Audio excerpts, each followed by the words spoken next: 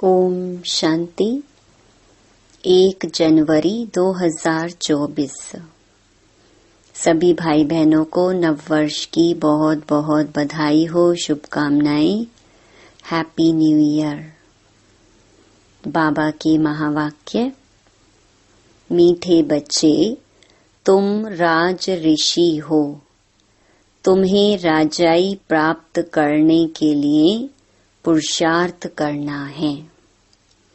साथ साथ दैवी गुण भी जरूर धारण करने हैं। प्रश्न: उत्तम पुरुष बनने का पुरुषार्थ क्या है? किस बात पर बहुत अटेंशन चाहिए? उत्तर: उत्तम पुरुष बनना है तो पढ़ाई से कभी रूठना नहीं। पढ़ाई से लड़ने झगड़ने का ताल्लुक नहीं। पढ़ेंगे लिखेंगे होंगे नवाब। इसलिए सदा अपनी उन्नति का ख्याल रहे। चलन पर बहुत अटेंशन चाहिए। देवताओं जैसा बनना है तो चलन बड़ी रॉयल चाहिए। बहुत बहुत मीठा बनना है। मुख से ऐसे बोल निकले जो सबको मीठे लगे, किसी को दुख ना हो। ओम शांति। मीठे मीठे रूहानी बच्चों प्रति बाप बैठ समझाते हैं और पूछते हैं कि आपकी बुद्धि का ठिकाना कहाँ है। मनुष्यों की बुद्धि तो भटकती है, कभी कहाँ कभी कहाँ। बाप समझाते हैं, तुम्हारी बुद्धि का भटकना बंद। बुद्धि को एक ठिकाने लगाओ। बेहद के बाप को ही याद करो। यह तो रूहानी बच्चे जानते हैं। अब सारी दुनिया तमो प्रधान है। आत्माएं ही सतो प्रधान थी, नंबरवार पुरुषार्थ अनुसार। अब तमो प्रधान बनी है। फिर बाप कहते हैं सतो प्रधान बनना है, इसलिए अपनी बुद्धि को बाप के साथ लगाओ। अब वापस जाना है और कोई को भी पता नहीं कि हमको वापस घर जाना है। और कोई भी नहीं होगा जिसको डायरेक्शन मिलते हो कि बच्चे मुझ बाप को याद करो। कितनी सहज बात समझाते हैं। सिर्फ बाप को याद करो तो तुम्हारे विकर्म विनाश हो जाएंगे और कोई ऐसे समझा न सके। बाप ही समझाते हैं। जिसमें प्रवेश किया वह भी सुनते हैं। पतित से पावन बनने की और उस पर चलने की सबसे अच्छी मत बाप देते हैं। बाबा कहते हैं, बच्चे तुम ही सतो प्रधान थे, अब फिर बनना है। तुम ही आदि सनातन देवी देवता धर्म के थे। फिर 84 जन्म भोग कौड़ी मिसल बन पड़े हो। तुम हीरे मिसल थे, अब फिर बनना है। बाबा बहुत सिंपल बात सुनाते हैं कि अपने को आत्मा समझो। आत्माओं को ही वापस जाना है, शरीर तो नहीं जाएगा। बाप के पास खुशी से जाना है। बाप जो श्रीमत देते हैं उससे ही तुम श्रेष्ठ बनेंगे। पवित्र आत्माएं मूल वतन में जाकर फिर आएंगी तो नया शरीर लेंगी। यह तो निश्चय है ना। तो फिर वही तात लगी रहे। दैवी गुण भी धारण करने हैं तो बहुत फायदा होगा। स्टूडेंट जो अच्छी पढ़ाई पढ़ते हैं वही ऊंच पद पाते हैं। यह भी पढ़ाई है। तुम कल्प कल्प ऐसे ही पढ़ते हो। बाप भी कल्प कल्प ऐसे ही पढ़ाते हैं। जो टाइम पास हुआ वह ड्रामा। ड्रामा अनुसार ही बाप की और बच्चों की एक्ट चली। बाबा राय तो ठीक देते हैं ना। बच्चे कहते हैं बाबा हम आपको घड़ी घड़ी भूल जाते हैं। यही तो माया के तूफान हैं। माया दीवा बुझा देती है। बाप को क्षमा भी कहते हैं। सर्वशक्तिमान अथॉरिटी भी कहते हैं। जो भी वेद शास्त्र हैं सबका सार बतलाते हैं। वह नॉलेजफुल है। सृष्टि के आदि मध्य अंत का राज समझाते हैं। यह ब्रह्मा बाबा भी कहेंगे हम बच्चों को समझाते हैं। बाप कहेंगे तुम बच्चों को समझाता हूँ। उसमें यह ब्रह्मा भी आ जाता है। इसमें मूंझने की बात नहीं। यह है बहुत सहज राजयोग। तुम राज ऋषि हो। ऋषि पवित्र आत्मा को कहा जाता है।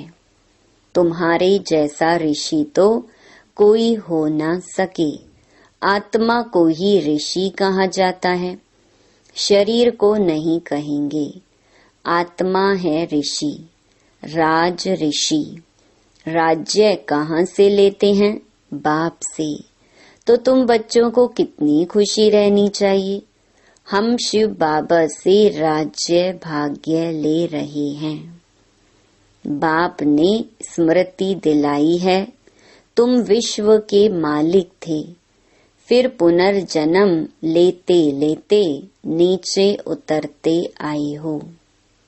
देवताओं के चित्र भी हैं। मनुष्य समझते हैं यह ज्योति ज्योत समा गई। अब बाप ने समझाया है एक भी मनुष्य ज्योति ज्योत नहीं समाता। कोई भी मुक्ति जीवन मुक्ति पा नहीं सकते। तो सारा दिन अंदर में बच्चों के विचार चलने चाहिए। जितना याद में रहेंगे उतना खुशी होगी। पढ़ाई पढ़ाने वाला देखो कौन है। श्री कृष्ण को लॉर्ड कृष्णा भी कहते हैं। भगवान को कभी लॉर्ड नहीं कहेंगे। उनको गॉड फादर ही कहते हैं। वह है हेवनली गॉड फादर। तुमको अब दिल से लगता है कि वही हेवनली गॉड फादर हेवन अर्थात दैवी राजधानी स्थापन कर रहे हैं। सतयुग में दूसरा कोई धर्म था नहीं। चित्र भी इन देवताओं के हैं। उनको ही आदि सनातन देवी देवता कहा जाता है। यह विश्व के मालिक थे। उन्हों को कहेंगे सतयुगी। तुम हो संगम युगी। तुम जानते हो बाबा हमको राइटियस बनाते हैं। तुम राइटियस बनते जाते हो। विकारी को अनराइटियस कहा जाता है। यह देवताएं पवित्र हैं। लाइट भी पवित्रता की दिखाई है। अनराइटियस माना एक भी कदम राइट नहीं। शिवालय से उतर वैशाल्य में आ जाते हैं। यह बातें नया कोई समझ ना सके। जब तक तुम उनको बाप का परिचय अच्छी तरह ना दो कि वह है हेवनली गॉड फादर। हेवन और हेल दोनों अक्षर हैं। सुख और दुख, स्वर्ग और नरक। तुम जानते हो भारत में सुख था, अभी दुख है। फिर बाप आकर सुख देते हैं, अब दुख का समय खत्म होना है। बाबा बच्चों के लिए सुख की सौगात ले आते हैं, सबको सुख देते हैं, तब तो सब उनकी बंदगी करते हैं। सन्यासी उदासी भी तपस्या करते हैं, उनको भी कोई न कोई आश जरूर रहती है। सतयुग में ऐसी कोई बात नहीं, वहाँ और कोई धर्म वाले होते ही नहीं। तुम तो अब पुरुषार्थ कर रहे हो नई दुनिया में जाने के लिए। जानते हो वह है सुख धाम, वह है शांति धाम, यह है दुख धाम। तुम अभी संगम पर हो, उत्तम पुरुष बनने के लिए पुरुषार्थ कर रहे हो। पुरुषार्थ बहुत अच्छी रीति करना है, पढ़ाई से कभी रूठना नहीं है। कोई से अनबनी होती है तो पढ़ाई नहीं छोड़नी चाहिए। पढ़ाई से लड़ने झगड़ने का ताल्लुक नहीं है। पढ़ेंगे लिखेंगे होंगे नवाब, लड़ेंगे झगड़ेंगे तो नवाब कैसे बनेंगे? फिर तमो प्रधान चलन हो जाती है। हरेक को अपनी उन्नति का ख्याल करना चाहिए। बाप कहते हैं, हे आत्माएं, बाप को याद करो तो विकर्म विनाश होंगे और दैवी गुण भी धारण होंगे। अगर लक्ष्मी नारायण जैसा बनना है तो बाप ने ही उन्हों को भी ऐसा बनाया। बाप कहते हैं, तुम ही यह राज्य करते थे, अब फिर तुमको ही बनना है। राजयोग बाप संगम पर ही सिखाते हैं। तुम कल्प कल्प यह बनते हो, ऐसे नहीं, सदैव कलयुग ही चलता रहेगा। कलयुग के बाद सतयुग, यह चक्कर फिरता है जरूर। सतयुग में मनुष्य कम थे, अब फिर जरूर कम होने चाहिए। यह तो सहज समझने की बातें हैं। बीती हुई कहानी सुनाते हैं, छोटी सी कहानी है, वास्तव में है बड़ी, परंतु समझने में छोटी है। 84 जन्मों का राज है, तुमको भी आगे मालूम नहीं था, अब तुम समझते हो। हम पढ़ रहे हैं, यह है संगम युग की पढ़ाई। अब ड्रामा का चक्कर फिरकर आया है, फिर सतयुग से लेकर शुरू होगा। इस पुरानी सृष्टि को बदलना है। कलयुगी जंगल का विनाश होगा, फिर सतयुगी फूलों का बगीचा होगा। फूल दैवी गुण वाले को कहा जाता है, कांटा आसुरी गुण वाले को कहा जाता है। अपने को देखना है, मेरे में कोई अवगुण तो नहीं है। अभी हम देवता बनने लायक बन रहे हैं, तो दैवी गुण जरूर धारण करना पड़े। बाप टीचर सतगुरु बनकर आते हैं तो कैरेक्टर जरूर सुधारना पड़े। मनुष्य कहते हैं सबके कैरेक्टर खराब हैं, लेकिन अच्छा कैरेक्टर किसको कहा जाता यह भी नहीं जानते। तुम समझा सकते हो, इन देवताओं के कैरेक्टर अच्छे थे ना, यह कभी किसको दुख नहीं देते थे। कोई की चलन अच्छी होती है तो कहते हैं यह तो जैसे देवी है, इनके बोल कितने मीठे हैं।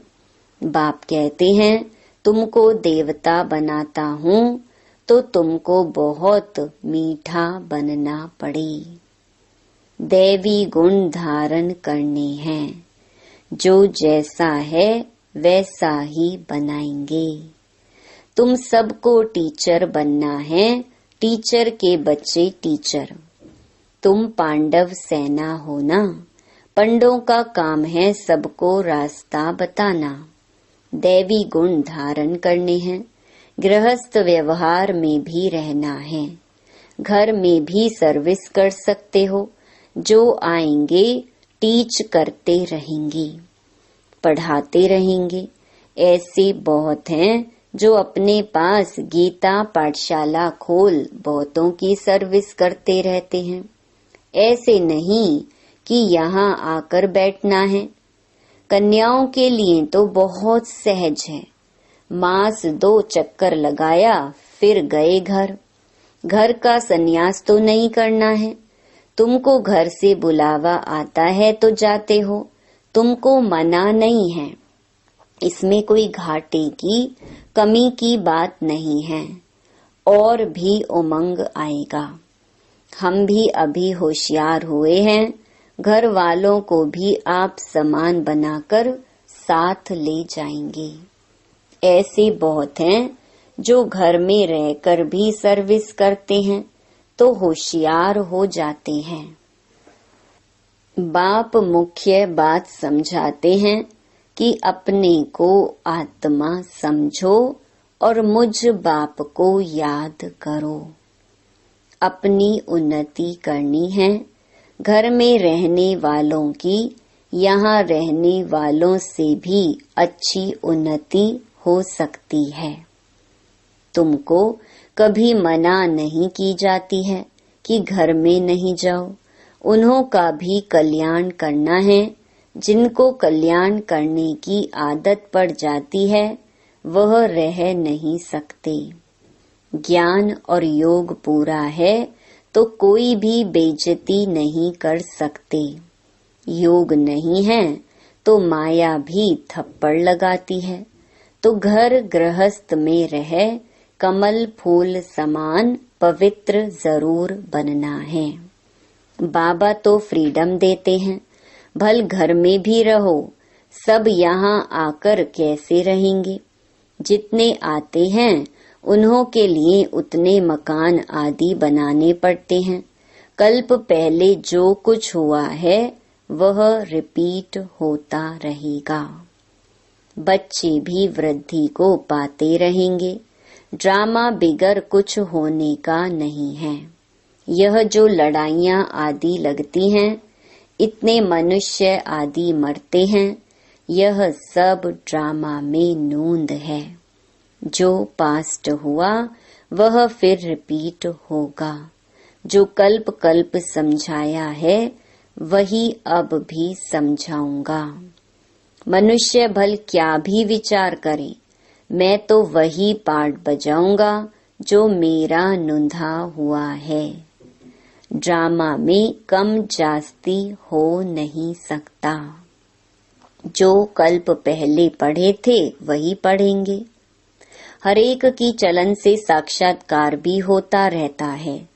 यह क्या पढ़ते हैं, क्या पद पाएंगे, अच्छी सर्विस करते हैं, समझो अचानक एक्सीडेंट हो जाता है तो जाकर अच्छे कुल में जन्म लेंगे, बहुत सुखी रहेंगे। जितना सुख बहुतों को दिया है उतना उनको भी मिलेगा। यह कमाई कभी जाती नहीं है। सतयुग में तो जहाँ जीत वहाँ जन्म होगा। बहुतों को सुख दिया होगा तो golden spoon in the mouth मिलेगा। उससे कम तो सिल्वर, उससे कम तो पीतल का मिलेगा। समझ में तो आता है ना कितना हमारा योग है। राजा रानी प्रजा सब बनने वाले हैं। अच्छी रीति नहीं पढ़ेंगे, दैवी गुण धारण नहीं करेंगे तो पद कम हो जाएगा। अच्छे व बुरे कर्म जरूर सामने आते हैं। आत्मा को मालूम है हम कहाँ तक सर्विस कर रहे हैं। अगर अब शरीर छूट जाए तो क्या पद पाएंगे। अभी तुम पढ़कर सुधर रहे हो, कोई तो बिगड़ते भी हैं तो कहेंगे इनकी तकदीर में नहीं है। बाबा तो कितना ऊंच बनाते हैं, साईं के घर से कोई खाली ना जाए।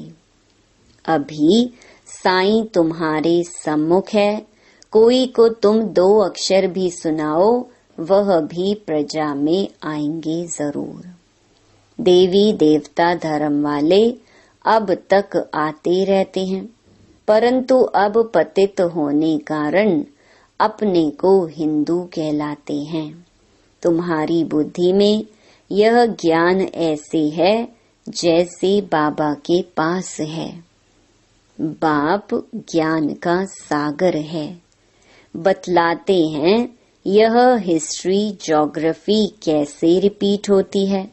टीचर भी स्टूडेंट की पढ़ाई से जान जाते हैं कि यह कितने मार्क्स से पास होंगे। हर एक खुद भी जानते हैं, कोई दैवी गुणों में कच्चे हैं, कोई योग में कच्चे हैं, कोई ज्ञान में कच्चे हैं। कच्चे होने से नापास हो जाएंगे। ऐसे भी नहीं आज कच्चे हैं कल पक्के नहीं हो सकते।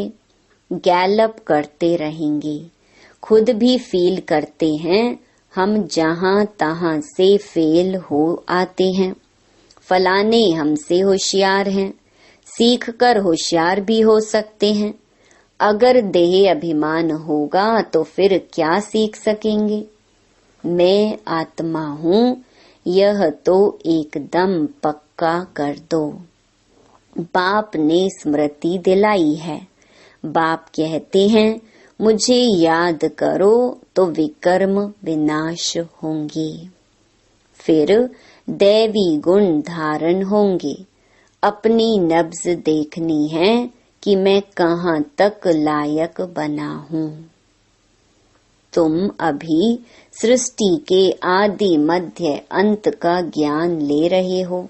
यह राजयोग की नॉलेज सिवाय बाप के कोई सिखला ना सके।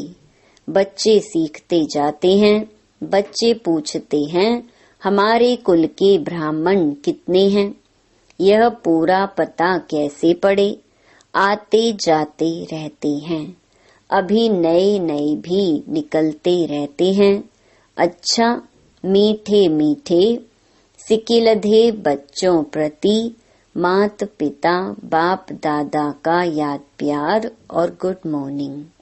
रूहानी बाप की रूहानी बच्चों को नमस्ते। धारणा के लिए मुख्य सार। पहला, अपना दैवी कैरेक्टर बनाना है। दैवी गुण धारण कर अपना और सर्व का कल्याण करना है। सबको सुख देना है। दूसरा, सतो प्रधान बनने के लिए बुद्धि एक बाप से लगानी है। बुद्धि को भटकाना नहीं है। बाप समान टीचर बन सबको सही रास्ता बताना है। वरदान, चलते फिरते अपने द्वारा अष्ट शक्तियों की किरणों का अनुभव कराने वाले फरिश्ता रूप भवा। जो बहुत कीमती मूल्यवान बेदाग डायमंड होता है, उसे लाइट के आगे रखो तो भिन्न भिन्न रंग दिखाई देते हैं। ऐसे जब आप फरिश्ता रूप बनेंगे तो आप द्वारा चलते फिरते अष्ट शक्तियों की किरणों की अनुभूति होगी। कोई को आपसे सहन शक्ति की फीलिंग आएगी, कोई को निर्णय करने की शक्ति की फीलिंग आएगी, कोई से क्या शक्तियों की फीलिंग आएगी।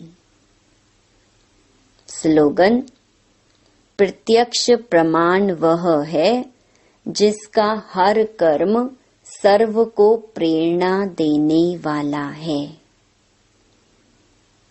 जनवरी 2024 अव्यक्त मास के लिए विशेष पुरुषार्थ की पॉइंट्स। इस जनवरी मास में विशेष साइलेंस की अनुभूति करने तथा ब्रह्मा बाप समान डबल लाइट फरिश्ता बनने के लिए पुरुषार्थ की पॉइंट्स मुरली के नीचे लिख रहे हैं। यही पॉइंट्स जनवरी मास के पत्र पुष्प में भी रहेंगी। कृपया सभी ब्रह्मा वत्स इसी अनुसार अटेंशन रख रोज एकांत में बैठ कम से कम 10 मिनट अव्यक्त साइलेंस का अनुभव अवश्य करें तथा पूरा ही दिन डबल लाइट फरिश्ता स्थिति में रह अपने श्रेष्ठ संकल्पों द्वारा इशारों से कारोबार करके अपने सेवा स्थानों को सूक्ष्म वतन बनाएं।